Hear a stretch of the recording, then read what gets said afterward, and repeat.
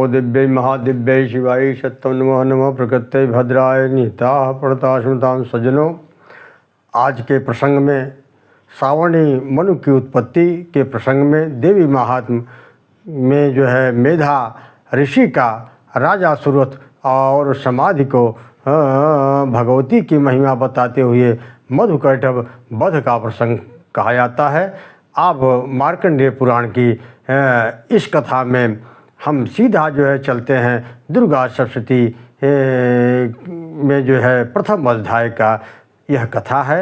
सीधा चलते हैं, ध्यान करते हैं। ओम खड्गम चक्रदेश चापरिघाम शूलम भुसुंडीश्र शंखम संदति करिष्णनाम सर्वांग भूषा मृदाम नीलास विद्युत्पाशपादस्काम सेवे महाकालिकाम यामस्तो सवितो हरुगम जो हंतिम मुधुम कैटभम। भगवान विष्णु के सो जाने पर मधु और कैटभ को मारने के लिए ये कमल जन्मा। ब्रह्मा जी ने जिनका स्तवन किया था उन महाकाली देवी का मैं सेवन करता हूँ। वे अपने 10 हाथों में खड्ग चक्र गदा बाण धनुष परिध शूल भुसुंडित मस्तक और शंख धारण करती हैं। उनके 3 नेत्र हैं। वे समस्त अंगों में दिव्य आभूषणों से विभूषित हैं। उनके शरीर की कांति नीलमणि के समान है तथा वे 10 मुख और 10 पैरों से युक्त हैं। ओं नमः चंडिकाय ओं ऐं मार्कंडे वाच सावर्णी सूर्यतनये ओमनो कथतेष्टमा निशामायत पुदुपत्ति विस्सारात गुतम महामायान भावेन यथा मन्वंतराधिपः स बभूव महाभाग सावर्णी स्तनयोरवे सरोचिषेन्तरे पूर्वं क्षत्रिवंश समुद्भवं सुरथो नाम राजा भू समस्ते चित्तमंडले तस्य पालयतः सम्यक प्रजापुत्रो निवरोसराम बभूव शत्रो भूपा कोला विध्वंसिनः सदा तस्य तैर्भवद् युद्धमति प्रबलन्न न्यून्योरप्स तैर्युद्धे कोला विध्वंस विर्जितः ततो सोमुर्माया तो निज देशाधिपो भवद आक्रांतः स महाभाग त्रयता प्रबला भी मार्कंडेय जी कहते हैं। सूर्य के पुत्र सावण जो 8वें मनु कहे जाते हैं उनकी उत्पत्ति की कथा विस्तार पूर्वक सुनाता हूँ। सूर्य कुमार भगवान सावण भगवती महामाया के अनुग्रह से जिस प्रकार मनवंतर के स्वामी हुई वही प्रसंग सुनाता हूँ। पूर्व काल की बात है। सरोचित मनवंतर में सूरत नाम के एक राजा थे जो चैत्र वंश में उत्पन्न हुए थे। उनका समस्त भूमंडल पर अधिकार था। वे प्रजा का अपने औरस पुत्र की बात पालन करते थे। फिर भी उस समय कोला विध्वंसी नाम के क्षत्रिय उनके शत्रु हो गए। राजा सूरत की दंडनी नीति प्रबल थी। उनका शत्रुओं के साथ संग्राम हुआ। कोला विध्वंसी संख्या में कम थे तो भी राजा सूरत युद्ध में उनसे परास्त हो गए। तब वे युद्ध भूमि से अपने नगर को लौट आए। केवल अपने देश के राजा होकर रहने लगे। समूची पृथ्वी पर अब उनका अधिकार हो रहा था किंतु वहाँ भी उन प्रबल शत्रुओं ने उस समय महाभाग राजा सूरत पर आक्रमण कर दिया।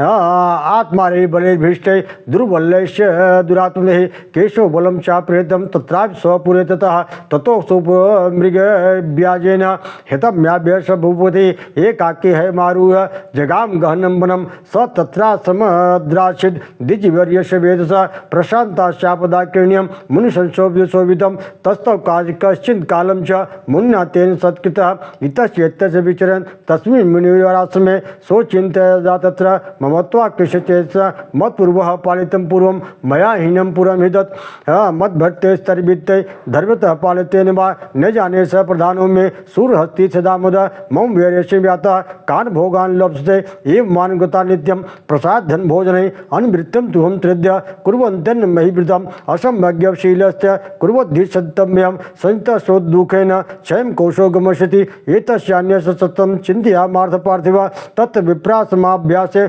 वशमेकं ददस्त स पिष्टस्ते कस्तुम्भो हेतु चागमनत्कः शशोक इव कस्मात् त्वं दुर्म्नां विलक्ष्यते इत्याकर्णवच श्रुत्य वचस्तस्य भूपते प्रणयोदितं प्रत्युवासतं वैश्यं प्रस्यावरन्तो नृपः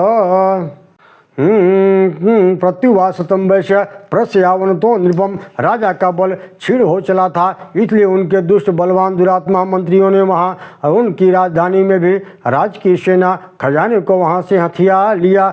श्रुत का प्रभुत्व नष्ट हो चुका था, इसलिए वे शिकार खेलने के बहाने घोड़े पर सवार हो वहाँ से अकेले ही घने जंगल में चले गए। वहाँ उन्होंने विप्रवर मेधा मुनि का आश्रम देखा, जहाँ कितने हिंसक जीव परम शांत स्वभाव से रहते थे। मुनि के बहुत से शिष्य उस वन की शोभा बढ़ा रहे थे। वहाँ जाने पर मुनि उनका सत्कार किया और वह मुनि श्रेष्ठ के आश्रम पर इधर उधर विचरते हुए कुछ काल तक वहीं रहे। फिर ममता से आकृष्ट होकर उस आश्रम में इस प्रकार चिंता करने लगे, पूर्व काल में मेरे पूर्व जन्मों का जिसका पालन किया था और अगर आज मुझसे रहित हो गया है, पिता नहीं मेरे दुराचारी भृत्यगण उनकी धर्म पूर्वक रक्षा करते हैं या नहीं। जो सदा मद की वर्षा करने वाला सूरवीर था वह मेरा प्रधान हाथी अब शत्रुओं के अधीन होकर के किन किन दुखों को भोगता होगा। जो लोग मेरी कृपा धन भोजन पाने सदा पीछे पीछे चलते थे, वे निश्चय ही अब दूसरे राजाओं का अनुसरण करते होंगे। उन अपव्ययी लोगों के द्वारा सदा खर्च होते रहने के कारण अत्यंत कष्ट से जमा किया हुआ मेरा वह खजाना खाली हो जाएगा। तथा कई बातें राजा सुरत निरंतर सोचते थे।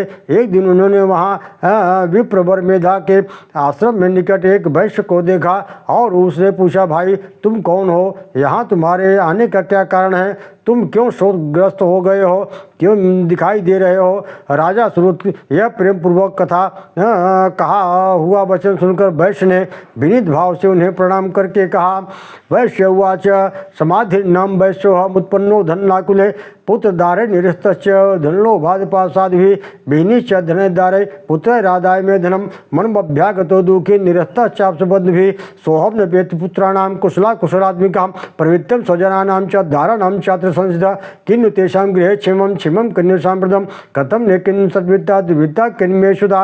वैश्य बोले, राजन मैं धनियों के कुल में उत्पन्न हुआ एक वैश्य हूँ, मेरा नाम समाधि है। मेरे दुष्ट स्त्री पुत्रों ने धन के लोभ से मुझे घर से बाहर निकाल दिया। मैं इस समय धन स्त्री और पुत्र से वंचित हूँ। मेरे अविश्वसनीय बंधुओं ने भी मेरा ही धन लेकर मुझसे दूर कर दिया, इसलिए दुखी होकर मैं वन में चला आया हूँ। यहाँ रहकर मैं इस बात को नहीं जानता कि मेरे पुत्रों की स्त्री की और स्वजनों की कुशल है या नहीं है। इस समय घर में वे कुशल रहते हैं अथवा उन्हें कोई कष्ट है।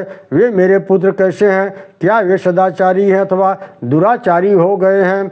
राजोवाच, राजा ने कहा, यह निरस्तो भवा लब्ध पुत्र दारादि वेदन तेसिम किम भवतः स्नेहम मन बदनादि मानसम। राजा ने पूछा, जिन लोभी स्त्री पुत्र आदि के ने धन के कारण तुम्हें घर से निकाल दिया, उनके प्रति तुम्हारे चित्त में इतना स्नेह क्यों हो रहा है।